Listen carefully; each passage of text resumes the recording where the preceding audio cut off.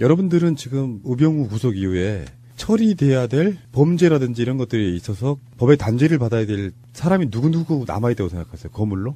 지금 가장 유명한 사람 중에 하나가 그 가발로 의심받는 사람. 가발 아니래요. 예, 그런데 이제 너무 가발처럼 보여가지고. 그러게요. 1년 365일 똑같아, 스타일이. 예, 너무 빽빽해. 그렇죠. 그러니까 그 황교안과 예. 다음에 이명박 이 둘 정도는 사실 적폐 원상 중에 하나거든요. 실제로 황교안 대통령 권한대행 그 이후로 성대가 상을 준다는 바로 대통령 권한대행 때 덮어버리고 묻어버린 것도 많았지만 사실 박근혜 정권 초기 때 세월호 사건 났을 때는 황교안이 법무부 장관이었고요. 그랬죠. 그리고 나중에는 국무총리까지 올라갔잖아요. 근데 최근에 최동욱 검찰총장이 그 당시가 황교안이 법무부 장관이었잖아요. 최동욱 검찰총장이 댓글 수사를 할 때 거기서 외압이 있었다라는 구체적인 폭로를 했습니다. 이런 거지. 황교안 스타일로 보면은 최 검찰총장님 이번 댓글 사건은 그랬을 거야. 아. 선거법 위반 적용은 어렵고 구속도 많이 안 된다면서 실제로 검찰 수사하는 데 있어서의 영향력을 행사하려고 했다는 거예요. 이 방식은 뭐 언제 그걸 볼 수 있냐면은 세월호 사건 이후에 세월호 해경의 처리라든지 이런 문제들이 요소요소에 등장하는 인물이 황교안이에요. 그래서 법무부 장관 또는 나중에 국무총리로서 검찰 수사에 계속 외압을 행사해요. 이 방식으로. 근데 구체적으로 당시 검찰총장의 증언이니 이거는 조사를 해야 된다. 그렇죠. 이게 최동욱 검찰총장 찍어내기에 그때 성공을 했었고요. 그때 당시에 최동욱 검찰총장이 사표를 내겠다라고 하니까 물러섰거든요. 그때 당시에. 끊임없이 압박을 하다가 최 총장이 사표를 내겠다. 그럼 못 해먹겠다. 검찰총장 그만둘래? 그러니까 뜨거워. 그리고서는 한 발 물러서서 어찌됐든 수사는 진행이 된 거예요. 그리고 물밑에서는 찍어내기 한 혼내자. 거죠. 예. 그랬던 상황이었고요. 이랬던 상황이라 최동욱 전 검찰총장이 이것을 이야기를 했고요. 이 부분에서는 명확하게 이거는 수사가 들어가야 되는 게 맞고요. 민주당에서도 우리 그 김현 대변인님이 논평을 제대로 하셨어요. 김현 대변인은 현재 원세훈 전 원장은 징역 4년형을 받았고 최 전 총장을 임명한 박근혜 전 대통령도 파면돼 재판을 받고 있다. 그러나 정작 수사를 방해한 황 전 장관과 당시 원세훈 전 원장을 임명한 이명박 전 대통령에 대한 진상은 여전히 규명되지 않은 채 방치되고 있다. 방치되고 있대. 아, 그렇죠. 방치되고 있는 거죠. 불법 적재물 같은 거예요. 이거 구청에 전화해서 치워달라고 하는데 지금 못 치우고 있는 거야. 너무 무거워서. 비상구를 막고 있는 거예요. 이거 비상구를 막고 있으면 화재 시에 피난을 못 해요. 이런 부분이 있는데 황교안은 이거에 대해서 적극적으로 반론을 펴냈죠. 자기는 절대 그런 적 없다. 아유, 제대로 걸렸어요. 그러면서 최동욱 혼외자 사건은 별개다. 네. 나랑 아무 상관없다. 그리고 본인은 개입하지 않았다. 이렇게 말하는 거 보니까 개입도 하고 별개가 아니란 이야기네. 그러니까 다 알고 있다는 뜻이죠. 이런 사람들이 그 논리는 기본적으로 이런 거잖아요. 전두환의 논리랑 똑같은 거죠. 자기가 죽여놓고 내가 총 쏴서 죽인 적 없다는 거죠. 이런 논리인 거죠. 이 사람들 하는 이야기는. 자, 일단은 이렇게 되면 검찰이 수사를 하면 검찰은 일단 이 황교안을 구속영장까지 청구할 수 있는 조건은 됐어요. 그러니까 예를 들면 일개 무슨 뭐 이름도 밝힐 수 없는 검찰 고위 관계자도 아니고 당시에 검찰총장이 증언을 했어요. 황교안이 이렇게 했다고. 그러면 그 자체가 수사 대상일 수밖에 없고 황교안 자체는 어떻게 보면 제2의 김기춘 같은 거예요. 그러니까 뒤에서는 뭔가를 막 하면서도 괜히 점잖은 척하면서도 사실 악랄한 무슨 약간 마귀 같은 전 그런 느낌으로 보거든요. 이 사람 독실한 기독교 신자입니다. 그러니까 이 사람이 하는 건 개독교고 김기춘과 황교안을 보면 딱 그게 떠올라요. 그 철저한 적극적인 부역자. 그러니까 본인이 그렇다고 넘버원이 되려고 욕심을 부린 것도 아니었고 철저한 권력자의 뒤에서 그 권력자 뒷바라지를 적극적으로 본인의 의사에 의해서 한 사람들. 그 구한말의 마름들, 그 땅 그 지주들 밑에서 땅 관리해주던 마름들 있죠. 마름들이 실제로 그 착취를 대행해줬잖아요. 그러니까 여기에 혼외자 의혹에 대해서 한 말이 일단 참 이렇게 말했어요. 현직 검찰총장의 혼외자 관련 보도이므로 그 사실 확인을 위해 최 전 총장에게 전화를 걸었지만 그는 전화를 받지 않았다. 감찰 요구가 강하게 대두됐지만 이 모든 것을 막고 자기가 막았다는 거예요. 최 전 총장 스스로 해명할 수 있도록 최대한 기회를 줬다. 여기 지금 황교안의 말인데 이 말을 믿을 수가 없는 것이요. 세월호 사건 때도 황교안이 직접 전화해가지고 하다못해 그 광주지방검찰청의 검사들한테까지 외압을 행사했어요. 해경의 책임이 아닌 걸로 몰아가야 되는 어떤 여러 가지 상황들에 이런 사람이 어느 날 자기가 모시는 주군인 박근혜의 선거에 관련된 굉장히 엄중한 수사를 하는 사람을 보호하려고 했다? 상식적으로 말이 됩니까? 이 사람이 얘기한 본인의 소명할 기회를 주기 위해서 그 기회를 주려고 했다라는 거는 저는 이렇게 읽혀요. 너 사퇴해라고 얘기했던 걸로 읽혀요. 그렇지 않으면 그럴 수가 없었어요. 그 당시 상황을 보면 나라가 뒤집어진 상황이었거든요. 그때 정말 사실은 박근혜 탄핵이 그 당시에 일어날 수 있는 상황이었어요. 그랬던 상황이 이렇게 찍어내기 위해서 완전히 엎어져 버린 거거든요. 근데 뭐 이제 정치적인 걸 지금 이런 팩트를 떠나가지고 황교안은 있잖아요. 위치가 어떤 사람이 돼야 되냐면 자랑스러운 성균 인상 요거 주는 거랑 똑같은 맥락이에요. 박근혜 정권의 국정농단의 두 당사자를 제외하고 문고리 3인방 정도를 제외하고 가장 큰 책임이 누구한테 있느냐. 이 사람한테 있어요. 알고 보면. 근데 이런 자들이 무슨 서울시장 후보로도 거론되고 저쪽에 무슨 대선 후보로도 거론되고 하는 것 자체가 코미디고 넌센스입니다. 정말 웃기는 소리 하는 거고요. 황교안 씨, 참 이분 참 그거 참 안타깝습니다. 아멘. 이 홍준표라는 사람이 조작이라는 이야기를 검찰이 조작한다는 이야기를 차마 지 입으로 하면 안 되는 인간이에요. 이 인간이 1992년에 서울지방검찰청 강력부 검사로 와서 대박을 터뜨립니다. 파키스탄 폭력 조직 주비파 두목 임란 사자드 외 13명을 적발해서 체포해서요. 사형 징역 15년 구형을 해요. 그런데 96년도에 사형수로 복역 중이던 이 무하마드가 예전에 그 돌아가신 김수환 추기경님한테 탄원서를 썼는데요. 그 내용을 보면 이 사람이 조직 폭력하고 전혀 무관하고요. 우리나라 입국한 지 한 달밖에 안 된 사람이었고 이렇게 됐던 거예요. 그래서 유엔 인권위원회가 오히려 한국 검찰 수사의 문제를 제기하고 한국 정부 측에 자료 제출 요구를 하고 이랬었어요.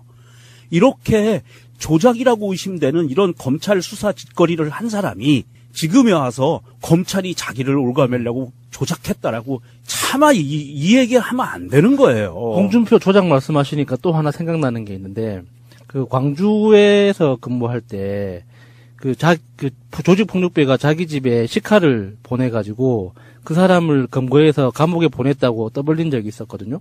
근데 알고 보니까 그 식칼은 사업가가 잘못 보낸 거였어요. 동명이인한테. 잘못 보낸 거였고 그 건실한 사업가를 그 억울하게 조직 폭력배로 엮어가지고 실제 징역을 살게 했거든요. 2, 3년 정도를. 그렇게 한 사람이 홍준표 당사자예요. 자기가 직접 그렇게 한 거죠. 그게 선물로 보낸 걸 잘못 전달된 선물이라는 것도 알고 있었음에도 불구하고 조직폭력배가 검사를 협박하기 위해서 보낸 식칼이었다고 사건을 꾸며가지고 그런 식으로 했다고 하는 거죠. 최근에 여운환 씨 인터뷰가 나오거든요. 여러 매체에서. 홍준표가 여운환한테 나중에 결과적으로는 이제 조직폭력배 두목으로 구속을 시켰는데 그 전에 여러 가지 딜 뭐 비슷한 뉘앙스의 이야기를 되게 많이 했다는 거예요. 검찰청으로 소환해서 부르면 돼. 뭐 구속하든지 체포하든지 그냥 개인적으로 연락해가지고 만나자고 하고 이런 것들에 대한 증언들이 많이 나와 있으니까 여러분은 여운환 씨 검색해가지고 나온 기사들 한번 보시기 바랍니다. 어떤 인간이었는지가 그냥 극명하게 드러나잖아요. 정말 이런 사람들을 정치검사라고 합니다. 홍준표가 모래시계가 가짜라고 하는 건 그런 거예요. 정권의 입맛에 맞게 뭔가 사건을 만들어가지고 일약 스타덤에 올랐지만 사실 알고 보면 정말 양아치 개쓰레기였다. 그런 사람이 지금 자유한국당의 대표로 있는 거고 제가 그 홍준표가 무죄가 났을 때 제가 나름 짧게 논평했던 건 핵심은 그런 거였어요. 이런 자가 자유한국당의 대표로 있는 한 자유한국당의 미래는 진짜 없다. 한번 그렇게 아까 말씀드린 표현이 좀 과할지 모르겠는데 그런 식의 느낌을 갖고 있는 양아치 느낌으로는요. 당대표는 당의 얼굴이잖아요. 내놓고 지지하기 힘들어요. 그러면 확장성은 떨어진다니까요. 주위에서 막 이야기하다가 친구들끼리 만나서 나는 자유한국당 지지한다는 말 못해요. 부끄러워서. 예, 실제로 저 강남이나 그 경상도 지역에 그 전통적으로 보수를 지지하셨던 분들도 지금 홍준표에 대해서는 말하는 것 자체를 부끄러워하신다잖아요. 그러니까 그거 굉장히 중요하다니까요. 얘들은 정치를 정말 모르는 것 같아요. 홍준표가 이미지 세탁을 하려면 최소한 나는 10년은 걸린다고 봐요. 정말로 좋은 이미지로. 그게 세탁이 가능할까요? 그 정도로 그러니까 난망하다는 이야기인데 홍준표 자체의 이런 캐릭터로는 홍준표 자체가 리스크예요.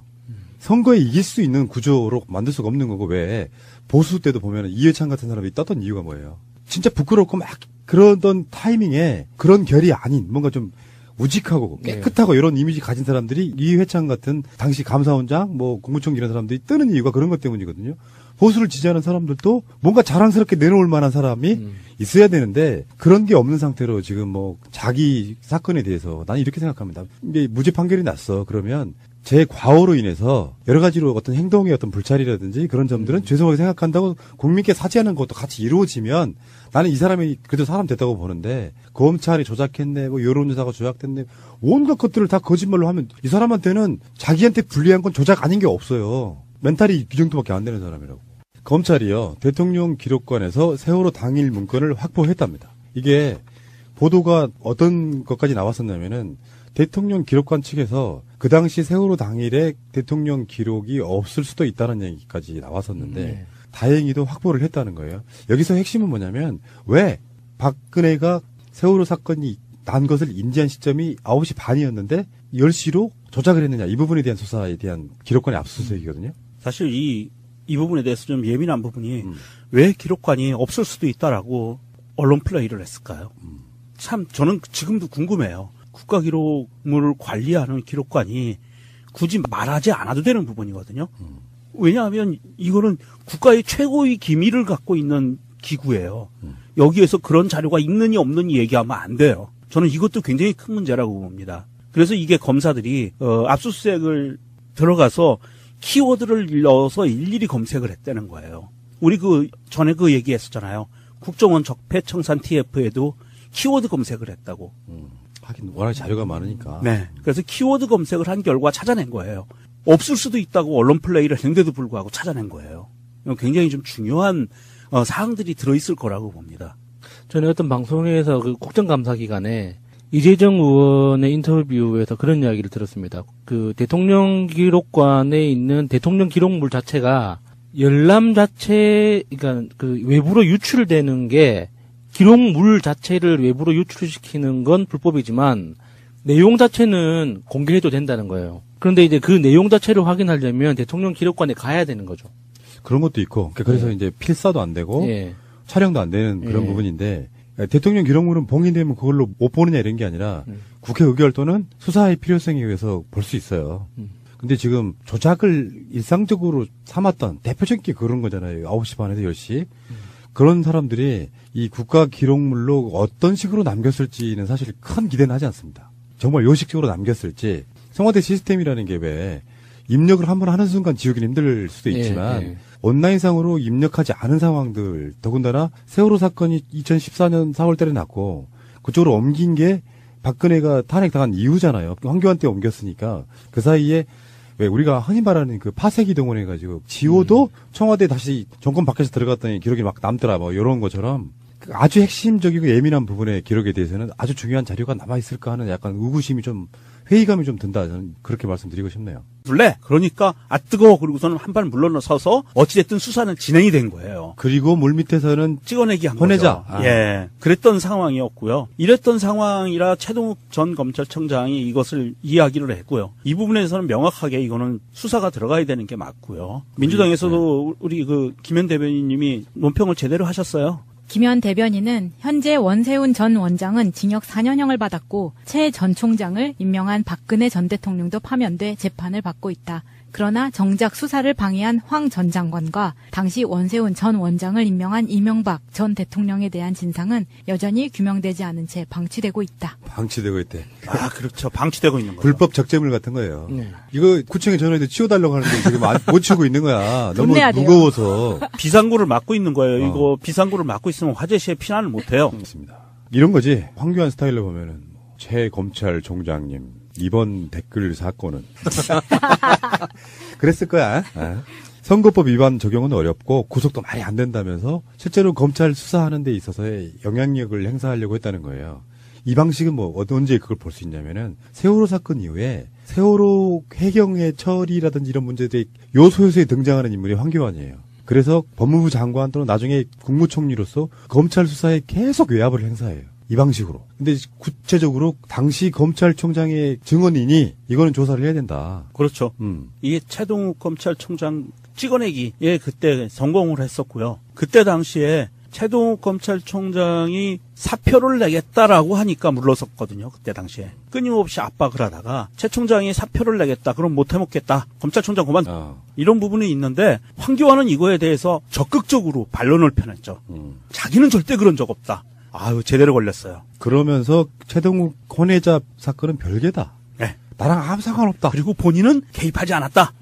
이렇게 말하는 거 보니까 개입도 하고 별개가 아니란 이야기네. 그러니까 다 알고 있다는 뜻이죠. 이런 사람들이 그 논리는 기본적으로 이런 거잖아요. 전두환의 논리랑 똑같은 거죠. 자기가 죽여놓고 내가 총 쏴서 죽인 적 없다는 거죠. 이런 논리인 거죠. 이 사람들 하는 이야기는. 자, 일단은 이렇게 되면 검찰이 수사를 하면 검찰은 일단 이 황교안을 구속영장까지 청구할 수 있는 조건은 됐어요. 그러니까 예를 들면 일개 무슨 뭐 이름도 밝힐 수 없는 검찰 고위 관계자도 아니고 당시에 검찰총장이 증언을 했어요. 네. 황교안이 이렇게 했다고. 예. 그러면 그 자체가 수사 대상일 수밖에 없고 황교안 자체는 어떻게 보면 제2의 김기춘 같은 거예요. 그러니까 뒤에서는 뭔가를 막 하면서도 괜히 점잖은 척하면서도 사실 악랄한 무슨 약간 마귀 같은 전 그런 느낌으로 보거든요. 이 사람 독실한 기독교 신자입니다. 그러니까 이 사람이 하는 건 개독교고 김기춘과 황교안을 보면 딱 그게 떠올라요. 그 철저한 적극적인 부역자. 그러니까 본인이 그렇다고 넘버원이 되려고 욕심을 부린 것도 아니었고 철저한 권력자의 뒤에서 그 권력자 뒷바라지를 적극적으로 본인의 의사에 의해서 한 사람들. 그 구한말의 마름들, 그 땅 그 지주들 밑에서 땅 관리해주던 마름들 있죠. 마름들이 실제로 그 착취를 대행해줬잖아요. 그러니까 여기에 혼외자 의혹에 대해서 한 말이 일단 참 이렇게 말했어요. 현직 검찰총장의 혼외자 관련 보도이므로 그 사실 확인을 위해 최 전 총장에게 전화를 걸었지만 그는 전화를 받지 않았다. 여러분들은 지금 우병우 구속 이후에 처리돼야 될 범죄라든지 이런 것들이 있어서 법의 단죄를 받아야 될 사람이 누구 남아있다고 생각하세요? 거물로? 지금 가장 유명한 사람 중에 하나가 그 가발로 우심 받는 사람. 가발 아니래요. 예, 그런데 이제 너무 가발처럼 보여가지고. 그러게요. 1년 365일 똑같아 스타일이. 예, 너무 빽빽해. 그렇죠. 그러니까 그 황교안과 예. 다음에 이명박 이 둘 정도는 사실 적폐 원상 중에 하나거든요.